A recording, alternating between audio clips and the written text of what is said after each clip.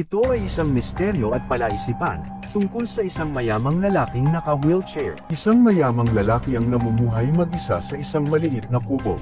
Dahil naka-wheelchair siya, inihahatid lang sa kanya lahat, sa kanyang cottage. Nagde-deliver ng sulat ang mailman noong Huwebes nang mapansin niyang nakaawang ang harapang pinto.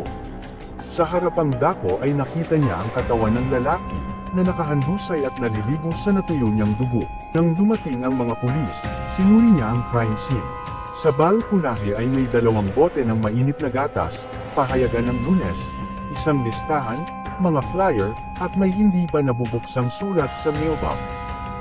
Hinala ng pulis na ito ay may foul play. Sino ang pinaghihinalaan niya o sino ang suspect at bakit?